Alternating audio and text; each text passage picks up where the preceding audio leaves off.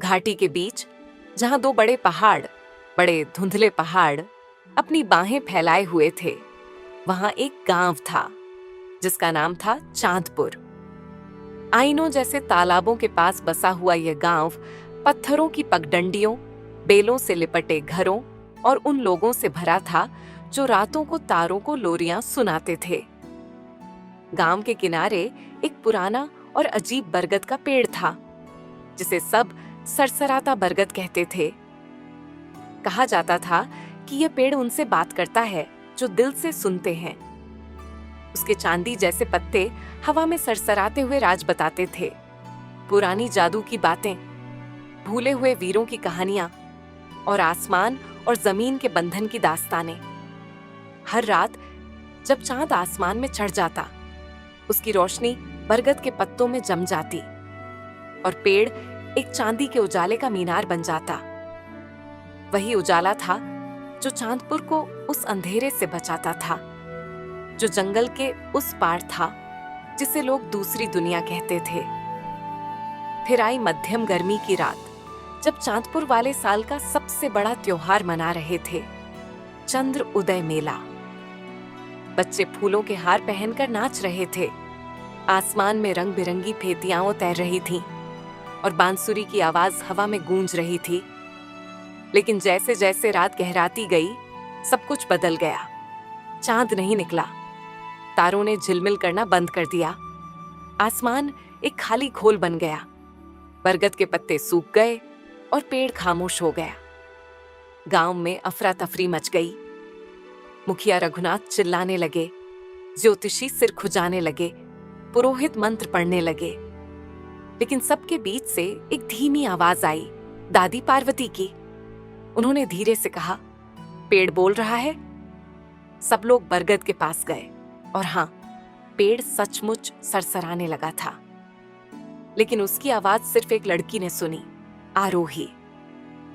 आरोही 12 साल की थी, शांत और ख्यालों में खोई रहने वाली। उसके माँ बाप मुसाफिर थे जो कभी लौटकर नहीं आए।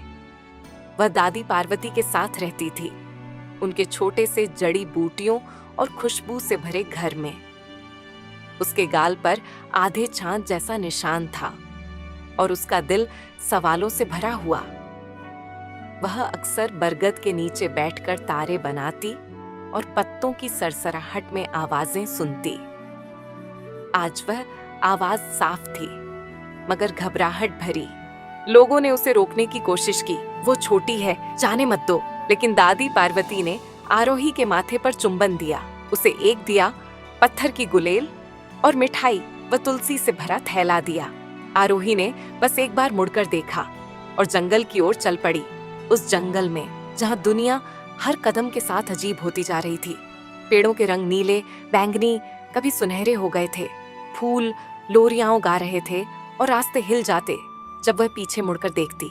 बहुत देर चलने के बाद आरोही के सामने एक नदी आई, गूंजों की नदी। उसका पानी काला था जैसे शीशा। जो कुछ भी आरोही बोलती, वह आवाज बिगड़कर लौट आती। डर ने उसके दिल को जकड़ लिया, मगर फिर उसे दादी पार्वती की बात याद आई। डर जंजीर है बेटी, आरोही ने धीरे से कहा। मैं नहीं डरती। फिर जोर से कहा, मैं नहीं डरती। और उसका चेहरा पानी में साफ दिखने लगा। उसी वक्त चांदनी का एक पुल उभर आया और आरोही उस पर चढ़ गई।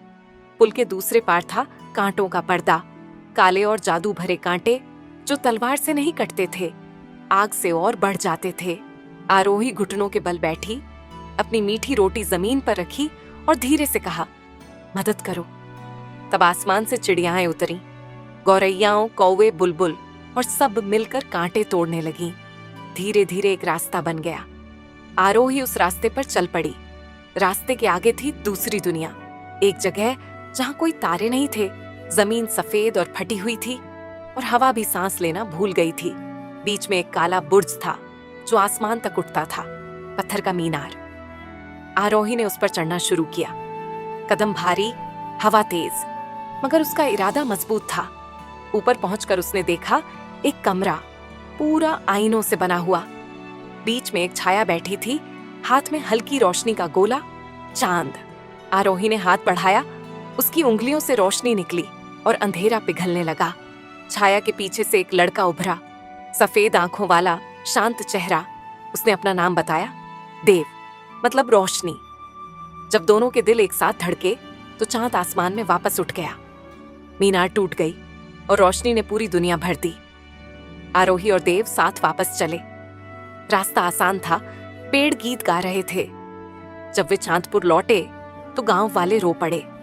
सरसराता बरगद फिर से चमक उठा और चांदनी ने पूरे गांव को घेर लिया। दादी पार्वती ने दोनों को गले लगाया।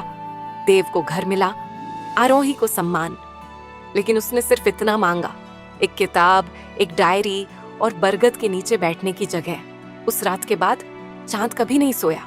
और कहते हैं, अगर किसी रात तुम खामोशी में सरसराहट सुनो तो सरसराता बरगद तुम्हें यह कहानी सुनाता है, एक छोटी सी लड़की की जिसने चांद को बचाया, न जादू से बल्कि अपनी हिम्मत, दया और सुनने वाले दिल से। और याद रखना, जादू सिर्फ उन्हीं को सुनता है जो दिल से सुनते हैं।